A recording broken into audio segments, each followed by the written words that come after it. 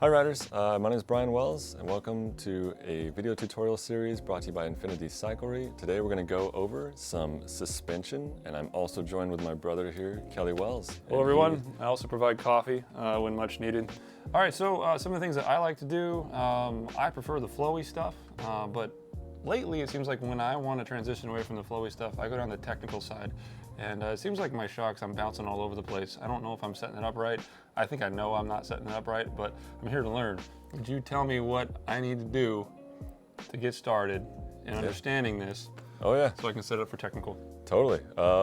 In Port Campbell, we often find that we have a little bit of both. A lot of trail networks cater to one or the other. So like you might go to Dry Hill in Port Angeles, a local favorite trail here for technical descents, and you'll find that your suspension needs to be softened way up to be a lot more compliant for that stuff. And then you come on to a different mountain bike park, maybe like Duthie Hill or something, and you'll find that your bike is set up way too soft. And so it's trying to get a setup that'll work for a trail network that has both. Port Campbell is kind of cool. It has all of it. It has a lot of flowy trails, jump lines, some pretty fast downhill chutes. So to get a bike to do both has always been a bit of a chase. I don't think you can do both, right?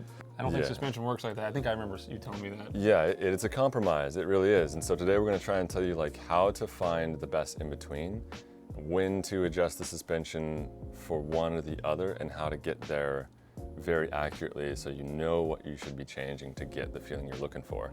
And when is like enough is enough, you can't really get it better. And maybe it's time to upgrade your suspension for more adjustments. We'll explain why a fork like this has enough adjustments to kind of get whatever you need. And some bikes that are maybe not as fortunate are gonna have suspension that's a little more locked in on your settings. So we'll go into that and stay tuned, it should be a good one. There it is. Check that out. Wow, There's look a at it little go. back. Okay. Yeah, look at that. Yeah, we got a cool bike back there. Yeah, we got some bikes back there. All right. Okay, so my first question is then, we got to set this up for my weight. I know that bikes need your SAG setting to be somewhere in this certain ballpark, but how would you set up this fork for someone like me? Yeah. So this is a air fork. It's pretty common to have on most mountain bikes you're gonna purchase today. We have an air chamber on this side that acts as a spring.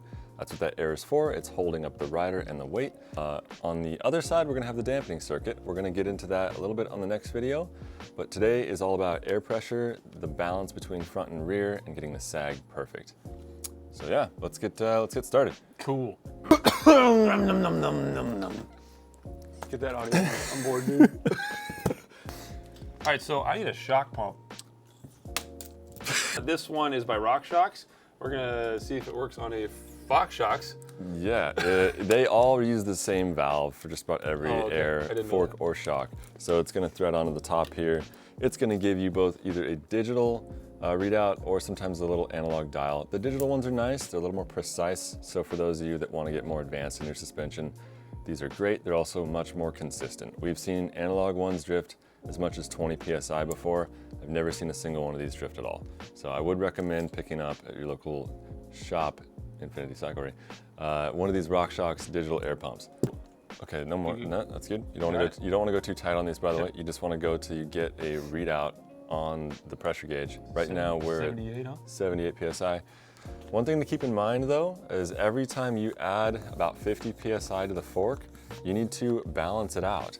So once you add up about 50 PSI, you can It's at 83, what should I go to? What would you recommend? For your weight, I'd probably say somewhere around 110 PSI would be about what we're gonna be at for the fork. I am 210 pounds.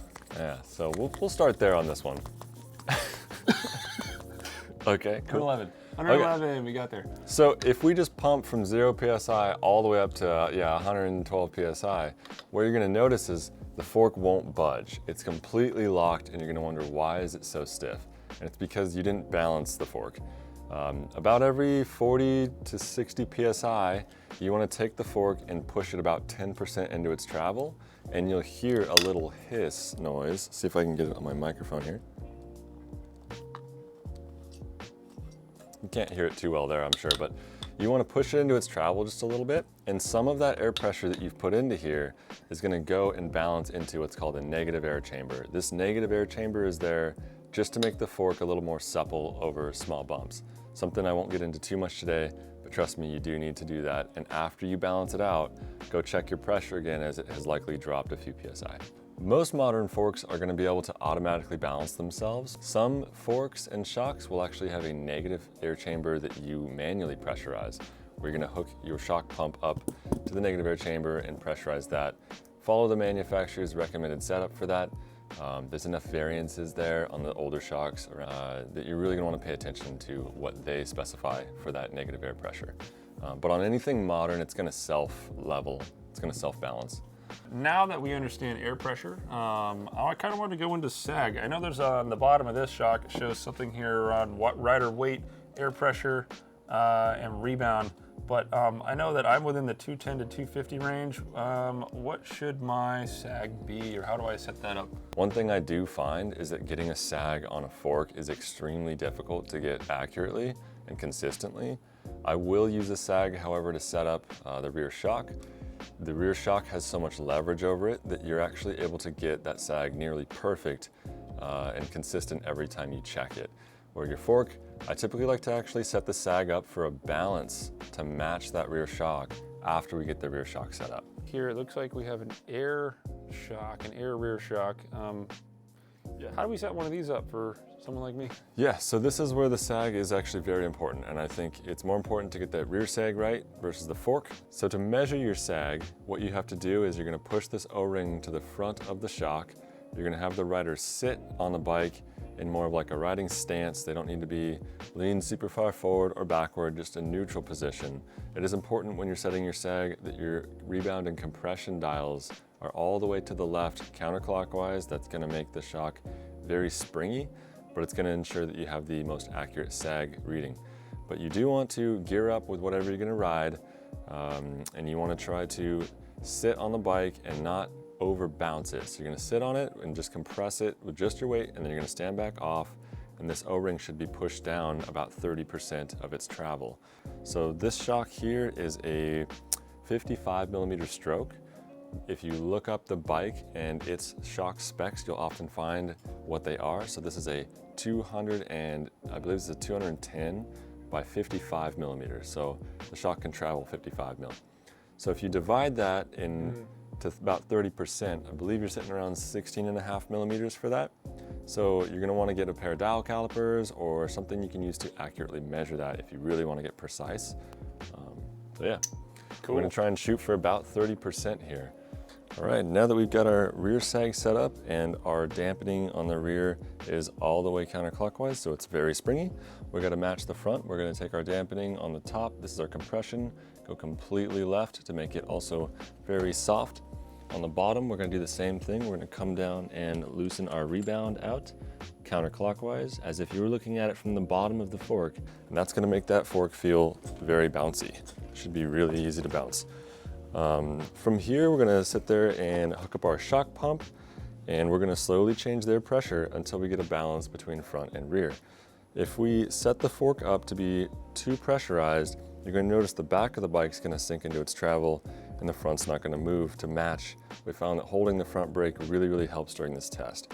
So I'm gonna grab the front brake and I'm gonna start to bounce on it, and I wanna make sure that the fork and shock go into the travel the same front and rear. You shouldn't feel like the fork is sinking too much. You shouldn't feel like the rear is sinking too much. They should be going into the travel almost identically. And that's what you're looking for.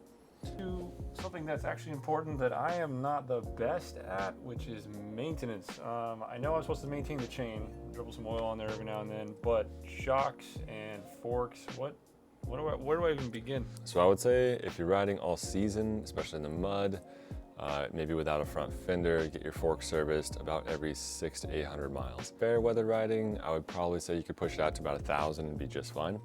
Your shock typically should be done at the same time as your fork. Some shocks will be hit with a lot more debris based on where they are on the frame than others. If your rear tire is launching debris right on top of the shock, I would advise that you do that also at about that 600 to 800 mile interval. If not, and your shock is located up in the frame, maybe like some of our stump jumpers, I would recommend about that 1,000 mile mark as well. We service almost all forks in-house here. Where? Like here? Yeah, okay. We don't service every shock, but we will service anything with a modern air can that can be slid off the bottom. So all of your DPX2s, Fox Float X's, shocks like that. We have a lot of the parts here at Infinity Cyclery. Turnaround times during the winter is extremely quick. So if you need it done, bring your bike in. It's usually done by the next day or sometimes even the same day. Bring it to your local bike shop. It's probably gonna be your best result and not worth the risk of damaging your very expensive suspension. Okay. All right, well, thanks for that, Brian. I appreciate that. I think I can do everything by myself now, so thank you very much. Thank you so much for talking all about this today. I know there's more to this, though, so rebound. Yeah. This is the rebound controller. Yep. So the next video is going to be about rebound and how to control that spring. You don't want to go too little, but you don't want to go too much. So we'll get into that on the next video.